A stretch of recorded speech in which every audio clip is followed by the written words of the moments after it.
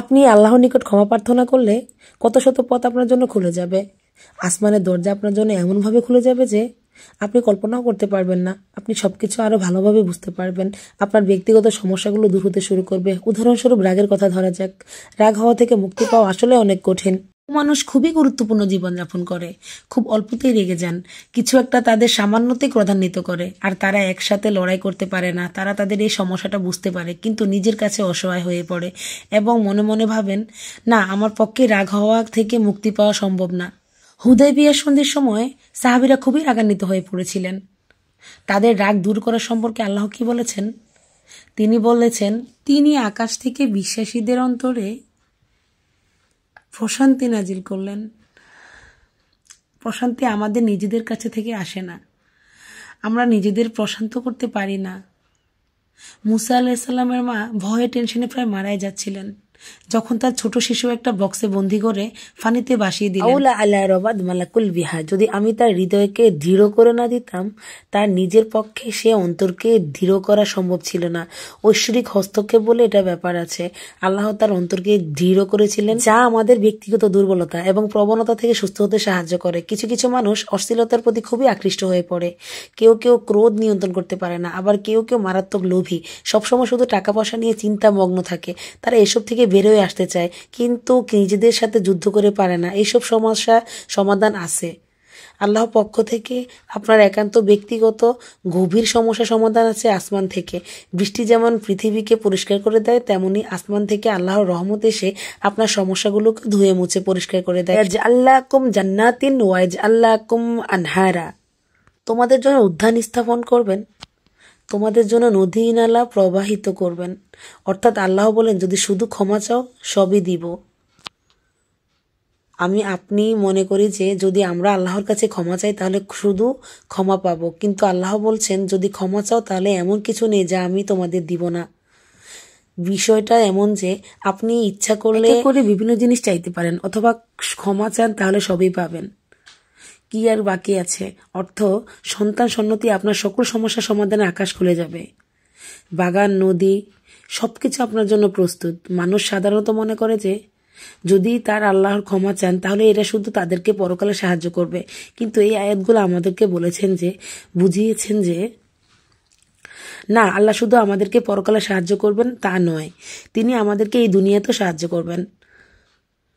একবার হজের কথা চিন্তা করুন। আমার আপনার জন্য হজের সবচেয়ে বড় অনুপ্রেরণা হলো আমাদের অতীতের সকল গুনাহ মাফ করে দেওয়া হবে। আমরা নতুন করে আবার শুরু করতে পারবো যে কাপড়ে আপনি কবরে শাহিত হওয়ার কথা, একটি কাপড়ে আপনি হজে যান। এমনকি হজের সময় যখন আমরা মার্চ করি সেই সম্পর্কে বলা হয়েছে সুন্না আফিদুল্লাহ। অতঃপর আমরা প্রত্যাবর্তন করি যেখানে থেকে মানুষের প্রত্যাবর্তন করে এবং আল্লাহর কাছে ক্ষমা চাও। হজের মূল বিষয় হলো আল্লাহর নিকট ক্ষমা চাওয়া। এটাই হজের মূল উদ্দেশ্য। আর সেই হজের সময় আমরা কি দোয়া করি? রব্বানা আতিনা ফিদ দুনিয়া হাসানা অফিল আখিরাতি হাসানা। প্রতিটি তাওয়াফে একই দোয়া পাঠ করা হয় যা কোরআন মাজিদে এসেছে। রব্বানা আতিনা ফিদ দুনিয়া অফিল আখিরাতে ও রব্বানা আতিনা ফিদ দুনিয়া হাসানা আখিরাতে হাসানা। আমাদের এই দুনিয়ার কল্যাণে এবং পরকালের কল্যাণ দান করুন। অন্য কথা, এই দুনিয়ায় আমাদেরকে এমন কল্যাণ দান করুন যা পরকালে কল্যাণকে নিশ্চিত করবে। এরকম কিছু অস্তিত্ব রয়েছে।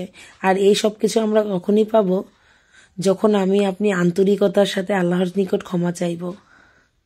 খুতবার এই অংশটুকুর উদ্দেশ্য আপনাদের ক্ষমা চাওয়ার কিছু উপকারিতা তুলে ধরা, ক্ষমা চাওয়ার খুব লক্ষণ বর্ণনা। কিন্তু আপনারা এখনো বলেনি যে কিভাবে ক্ষমা চাইব।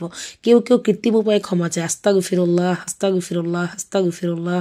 কারোর জন্য এটা এত নকল যে একবার আলী রাদিয়াল্লাহু তাআলা আনহু একজনের এরূপ দেখতে পেয়ে বললেন, তোমার ইস্তেগফার আরো ইস্তেগফার, এর মাধ্যমে শুধু জিহ্বার বেয়ামি হয় আর কিছু না। আমি এখন আপনাদের এমন একটি বিষয়ের কথা বলবো যা আপনারা আমাদেরকে আল্লাহর নিকট ক্ষমা চাওয়া থেকে বিরত রাখবে। বিষয়টা একজনের কাছে কতটুকু প্রত্যাশা করা হয় তার সাথে সম্পর্ক যুক্ত। কিছু কিছু মানুষ মনে মনে এই সিদ্ধান্ত উপনীত হয়ে যায় যে আমি সারা জীবন ধরে অসংখ্য পাপে নিমজ্জিত ছিলাম, আল্লাহ মনে হয় আমাকে খুব একটা পছন্দ করে না। কোনো কোনো মানুষ এমন কি তো দূর পর্যন্ত চলে যায় যে এমন কি বলে উঠে, আল্লাহ আমাকে পছন্দ করেন না, আল্লাহ আমার উপর খুব রাগান্বিত।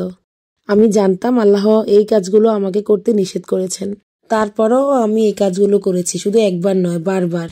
যখন নিজের সম্পর্কে এরূপ ধারণা পোষণ করে তখন সে কি করে জানেন, আমি তো খুবই খারাপ মানুষ, আপনি কি আমার জন্য একটু দয়া করতে পারবেন? কারণ আমি ইতিমধ্যে দোয়া করার যোগ্যতা দিয়ে ফেলেছি, এখন আপনার আমার জন্য দোয়া করতে হবে, কারণ আমি আশা করছি আল্লাহ অন্তত আপনার দোয়া কবুল করবেন। এতে হয়তো আমার একটা সুযোগ তৈরি হতে পারে, কারণ আমি আমার কথা তিনি শুনবেন না। আপনাদেরকে আবার একটু পিছিয়ে নিয়ে যাই। নূহ আলাইহিসসালাম কাদের আল্লাহর নিকট ক্ষমা চাওয়ার এই প্রস্তাব তুলে ধরেছেন। নূহ আলাইহিসসালামকে এমন মানুষের প্রতি এইসব প্রস্তাব তুলে ধরেছিলেন যারা সারা রাত মসজিদে কাটাতো, হজ পালন করতে যেত, রোজা রাখতো এবং অন্যান্য সৎ কাজ করতো না। নূহ আলাইহিসসালাম ক্ষমা পাওয়ার এই প্রস্তাব তুলে ধরেননি। ইতিহাসের অত্যন্ত একটি বিদ্রোহী সম্প্রদায়ের প্রতি যারা প্রজন্মের পর প্রজন্ম ধরে বিদ্রোহী ছিলেন, তিনি তাদের বলেন, তোমরা যদি শুধু ক্ষমা চাও, আল্লাহ শুধু তোমাদের ক্ষমা করবেন তাই নয়, বরং তিনি তোমাদের জন্য আকাশের দণ্ড ভাণ্ডার খুলে দিবেন। নিজের সম্পর্কে এমন বলবেন না, আমি অনেক দূরে হারিয়ে গেছি, যদি কিছু হয় তবে তা আমাদের মায়ের দোয়াতে বা অন্য কারো দোয়াতে হবে। আপনার মনে এমন অবস্থার সুযোগ করে শয়তান এর মাধ্যমে আপনাকে শিরকে নিমজ্জিত করে। এই হতাশা শিশুকের একটি দরজা। কেন জানেন? তখন মিথ্যা ধর্ম আসে এবং আপনাকে বলে আপনি তো অনেক, আপনার পক্ষে ক্ষমা পাওয়া সম্ভব নয়। তাই আল্লাহর প্রতি নির্ভরশীল হন, অন্যের প্রতি নির্ভরশীল হয়ে শয়তানকে প্রশ্রয় দিবেন না। শয়তানের কাজই তো আপনাকে শিরকে অন্তর্ভুক্ত করা। আস্তাগফিরুল্লাহ।